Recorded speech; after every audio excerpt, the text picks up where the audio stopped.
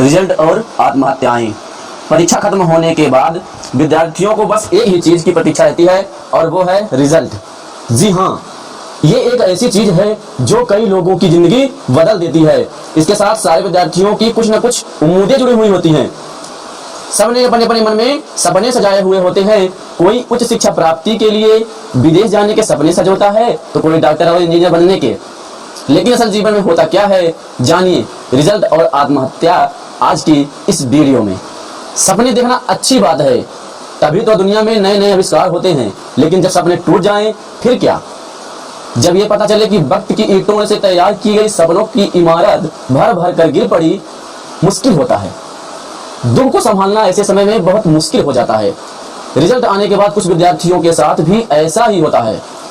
जब उन्हें पता लगता है कि रिजल्ट वैसा नहीं आया जैसा वो चाहते थे तो वे टूट जाते हैं और अवसाद में चले जाते हैं और कुछ तनाव से ग्रस्त हो जाते हैं। जब वो ये सब नहीं झेल पाते तो ऐसा रास्ता अपनाते हैं जिससे उनकी परेशानी तो खत्म हो जाती है, लेकिन उनके परिवार की परेशानियां बहुत ही बढ़ जाती हैं। भारत में हर साल 1,35,000 लोग आत्महत्या करते हैं, जिनमें से 80% लोगों ने उच्च शिक्षा प्राप्ति की होती है, जो कि राष्ट्रीय साक्षरता की औसत 74% से भी ज्यादा है। ये आंकड़े ये बताते हैं कि हमारी पढ़ी लिखी पीढ़ी मानसिक तौर पर कितनी कमजोर है। इतना पढ़ने के बावजूद वो लोग अपने आप को संभाल नहीं सकते। बस 2014 में परीक्षाओं में फेल हो जाने के कारण 2403 विद्यार्थी ने आत्महत्या की। ये उन विद्यार्थियों की संख्या है जो फेल हुए। इसके अलावा कुछ ऐसे विद्यार्थी भी होते हैं जो कम अंक आने के कारण भी अपनी जान दे देते हैं। क्या जीवन के एक मोड़ पर असफल हो जाने से हम अपने जीवन में हार मान लेनी चाहिए हमें? क्या हम इतने कमजोर हो चुके हैं कि अपने जीवन पर नियंत्रण नहीं रख सकते? आखिर क्यों आती है ऐसी नौबत कि भविष्य को रोशन करने वाला चिराग को समय से पहले ही बुझा देता है?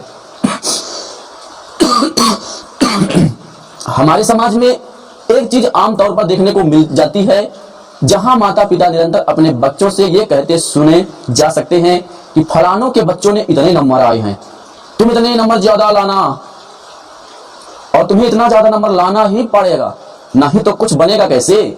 सारा दिन बस खेलना खेलना, इस बार फेल हुआ तो देखना, और ऐसी ही कुछ बातें। इस तरह बच्चों के मन में यह चीज बैठ जाती है कि अगर वो पास ना हुआ तो ना जाने उसके साथ क्या हो जाएगा। घर में वो जब जवाब देगा, उसके दोस्त और रिश्तेदार क्या कहेंगे। बस इन्हीं सवालों के मझधार में वो ऐसा फंसता है कि उसे जिंदगी के खूबसूरत किनारे नजर ही नहीं आते। कुछ नजर आता है तो माता पिता की डांट, दोस्तों का मजाक और रिश्तेदारों के सवाल। इसी बीच वो कुछ ऐसा सोच लेता है कि समाज का शोर मातम में बदल जाता है। कुछ माता पिता तो आजकल के अपने बच्चों की तरफ ध्यान ही नहीं देते। इसका कारण है आज के जीवन की व्यस्तता, जिसके कारण दोनों पीढ़ियों के बीच एक अंतर आ रहा है। ऐसे में जब बच्चे की तरफ पूरा ध्यान दिया जाए तो वह पढ़ाई में पिछड़ता चला जाता है। फिर रिजल्ट वाले दिन उसे यह डर सताने लगता है कि वह अपने माता पिता का सामना कैसे करेगा। ऐसे समय में वह आत्महत्या का रास्ता चुन लेता है। क्या आत्महत्या ही है किसी समस्या से खुद को दूर करने का रास्ता? जरा सोच कर देखिए उन माँ बाप के बारे में जिनके बच्चे ऐसा कदम उठा चुके हैं। क्या बीतती है उनके दिलों पर? कभी सोचा है कि तुम्हारे जाने के बाद उनकी जिंदगी कैसी होगी? बात यही खत्म नहीं होती। इस तरह बच्चे के मन में ये चीज बैठ जाती है कि अगर वो पास ना हुआ तो ना जाने उसके साथ क्या हो जाएगा। यहां सोचने वाली बात यह है कि इस समस्या से कैसे निपटा जाए, कैसे इस अनमोल जीवन की महत्वता को पहचान कर इसे एक छोटे से कारण के लिए अपनी जान ना गंवाया जाए। ये लेख इस वीडियो के माध्यम से हम अपने माता पिता दोनों के लिए है, विद्यार्थी और माता पिता दोनों के लिए यह वीडियो बनाई गई है। आप सबके पास इस वीडियो को पहुंचा दीजिए, जिससे विद्यार्थी अपनी ताकत को और अपने माता पिता की जिम्मेदारियों को समझें।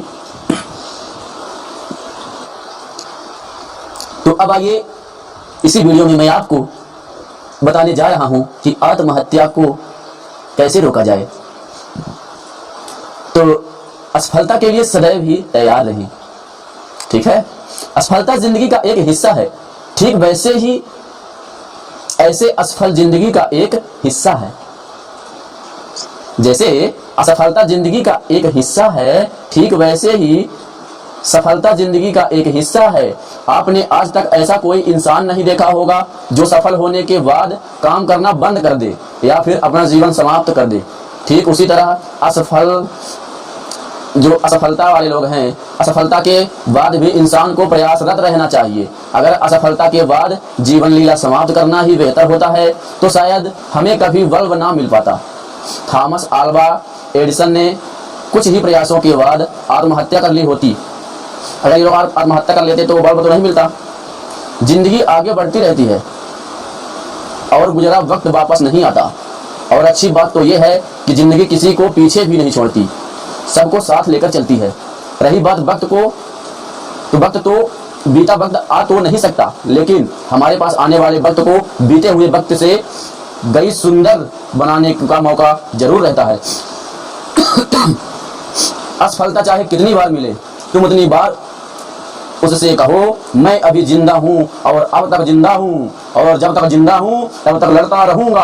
आप अपने अंदर ऐसी दृढ़ निश्चय कर लीजिए कि मैं जब तक जिंदा हूँ तो लड़ता रहूंगा और मेहनत करता रहूंगा।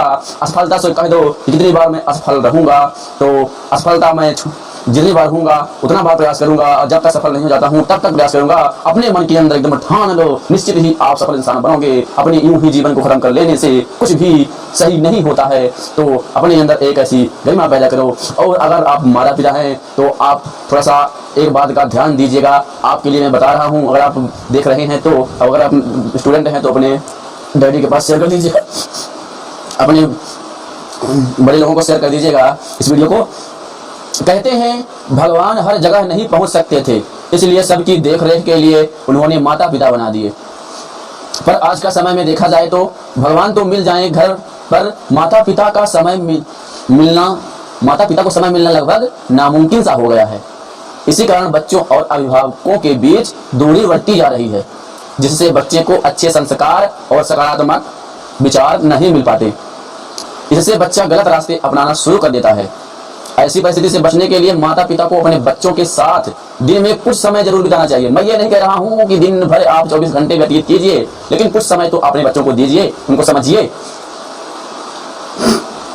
जिससे वो आपसे बात कर सके और अपने दिल की बात कर सके। ऐसा करने से बच्चों को भी हौसला मिलता है और उनके बारे में हमें भी जानकारी मिलती है, उनकी भावनाओं के बारे में पता चलता रहता है, जिससे सब कुछ ठीक रहता है और दूरी भी नहीं रहती।